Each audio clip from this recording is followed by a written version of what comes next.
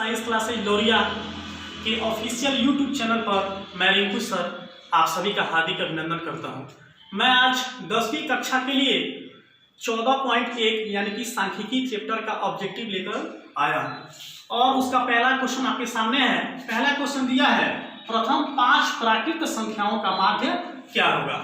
तो सबसे पहले इसको बनाएंगे, हल लिख के डैश देंगे। और प्राकृत संख्या जानते कि है क्या, तो गिनती की संख्या को प्राकृत संख्या कहते हैं। तो प्रथम 5 प्राकृत संख्या हम लिखेंगे तो हो जाएगा 1 2 3 4 5।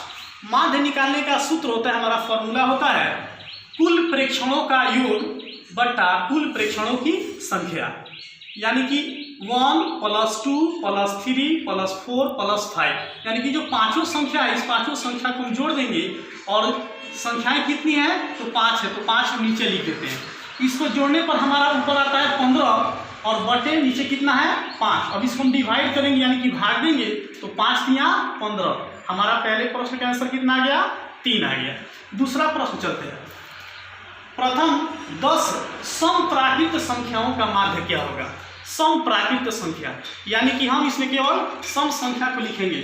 सम संख्या का मतलब क्या होता है कि वैसी संख्या जिसे 2 से भाग देने पर पूरी विभाजित हो जाए।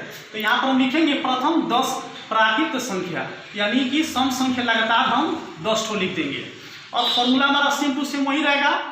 अब इसको हम जोड़ेंगे तो 2 जोड़ 4 जोड़ 6 जोड़ 8 जोड़ 10 जोड़ 12 जोड़ 14 जोड़ 16 जोड़ 18 जोड़ 20, टोटल संख्या कितनी है 10।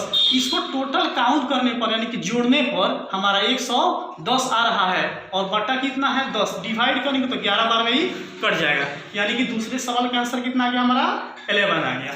नेक्स्ट क्वेश्चन है कि यदि x 3 4 और 5 का माध्य 4 दिया हुआ है तो x का मान ज्ञात करना है। ये भी माध्य निकालना है, सेम प्रोसेस वही होगा, लेकिन इसमें आपका माध्य ऑलरेडी 4 दिया हुआ है और जो x है इसी x का मान हमको निकालना है। तो जितनी भी संख्या है सभी संख्याओं को जोड़ देते हैं और जितनी संख्याएं होती हैं उसको नीचे रखते हैं। तो x + 3 + 4 + 5 संख्याएं कितनी है 4, तो हमने नीचे लिख दिया 4 और माध्य आपको ऑलरेडी प्रश्न में दिया हुआ है इसलिए बराबर हमने 4 लिख दिया। यहाँ पर x का x हो गया, चूंकि यह चर है, चर और अचर को हम एक साथ जोड़ नहीं सकते हैं, तो चर का चर हो गया।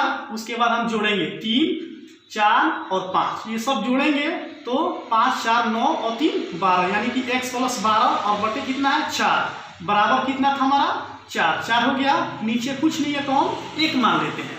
अब इसको हम क्रॉस मल्टीप्लाई करेंगे यानी कि तिरछा तिरछी गुना करेंगे, तो x में 1 से गुना करेंगे तो x हो गया, प्लस है तो प्लस लिख दीजिए और 12 में गुना करेंगे 1 से तो 12 हो गया। और यहाँ पर 4 चुका 16, बराबर को बराबर दीजिए और 4 चुके 16 लिख दीजिए।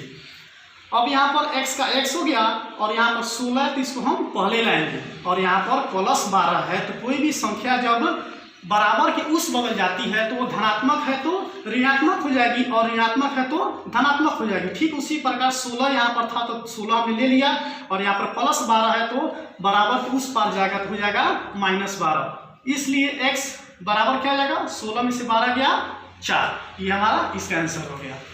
आइए नेक्स्ट क्वेश्चन देखते हैं। अगला क्वेश्चन है, इसमें आपको चर और बारंबारता दोनों दिया हुआ है। चर मान में 10 15 25 और 30 है, बारंबारता में 2 5 4 और 6 दिया हुआ है।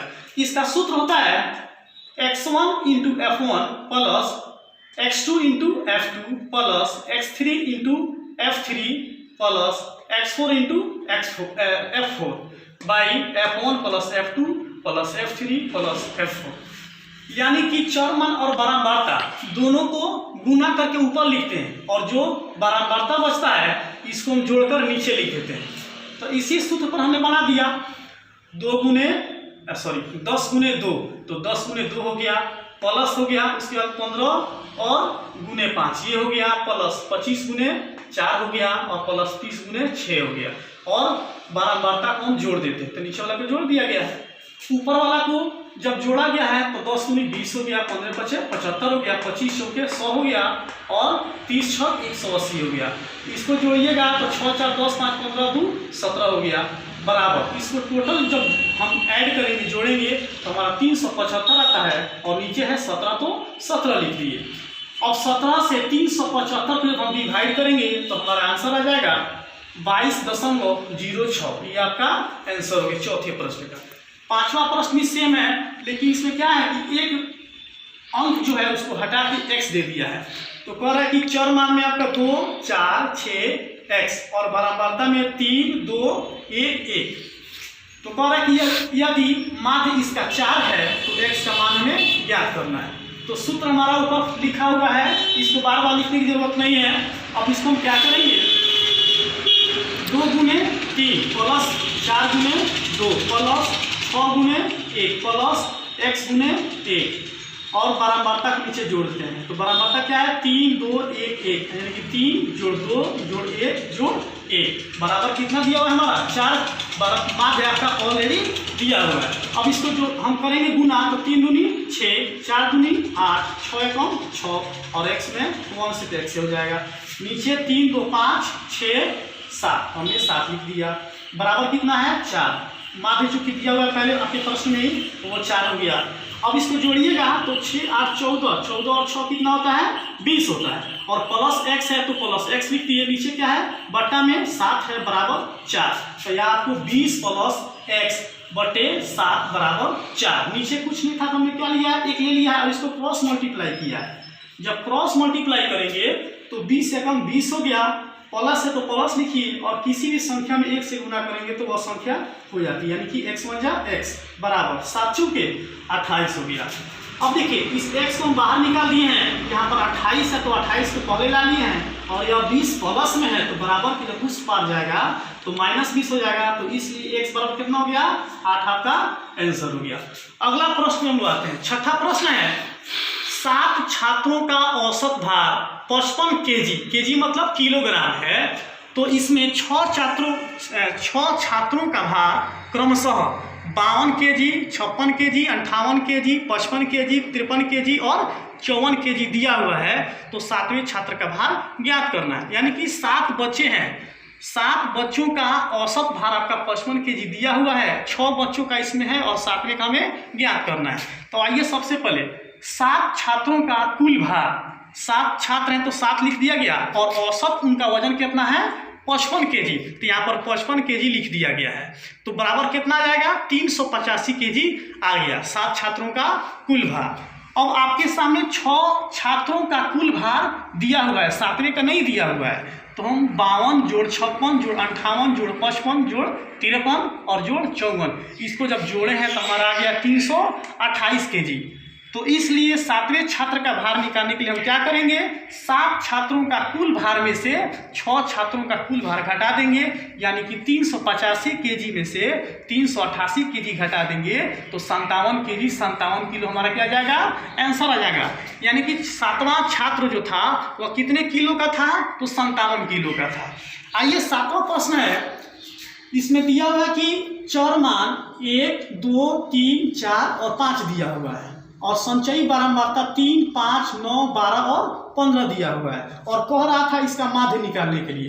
तो माध्य जब भी निकालते हैं तो बारंबारता में चेंज करके हम निकालते हैं और यहाँ पर आपको दिख रहा है कि संचयी बारंबारता दिया हुआ है। तो संचयी बारंबारता और चर मान रख के हम कभी भी माध्य नहीं निकाल सकते हैं, इसीलिए संचयी बारंबारता को पहले हमें बारंबारता में कन्वर्ट करना पड़ेगा, चेंज करना पड़ेगा। तो इसका तरीका क्या होता है, आइए देखते हैं।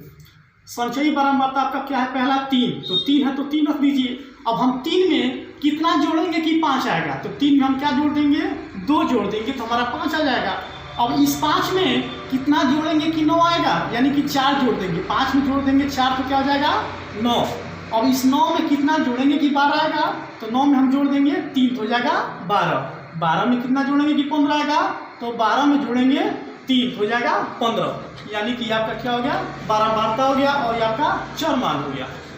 तो जो फॉर्मूला हम पढ़ते आ रहे हैं उसी फॉर्मूला को यहाँ भी अप्लाई करेंगे।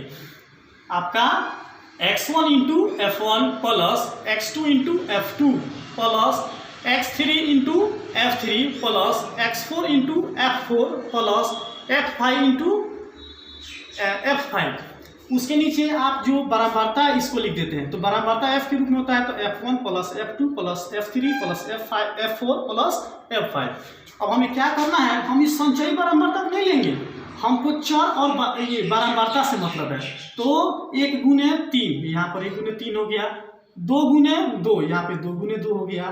तीसरा मानिए तो 3 गुने 4, 3 गुने 4 हो गया। उसके बाद 4 गुना 3, तो 4 गुना 3 हो गया, और 5 गुने 3, इस तरह से हो गया।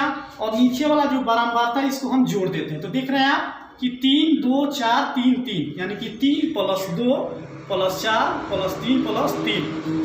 ऊपर वाले करेंगे तो 3 1 जा 3 हो गया, 2 2 जा 4 हो गया, 3 4 जा 12 हो गया, और 4 3 जा 12, और 5 3 जा 15 हो गया।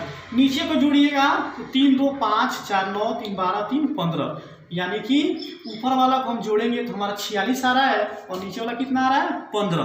तो आप देख रहे हैं कि यह 46/15 है। तो यह भिन्न के रूप में है, तो हम नीचे वाला से क्या करते हैं, ऊपर वाला में डिवाइड करते हैं, यानी कि 15 से जब 46 से भागा देंगे तो हमारा आंसर आएगा 3.06। तो ये आपका आज 7 प्रश्न हम लोगों ने 14.1 से क्या किया है, सोल्व किया है। किसी भी बच्चा को अगर किसी प्रश्न में कोई दिक्कत हो, समझने में दिक्कत आ रही हो, तो आप हमारे टारगेट ट्यूटोरियल का जो ऑफिशियल व्हाट्सएप ग्रुप बनाया गया है, आप उसमें अपनी समस्या को रख सकते हैं। धन्यवाद।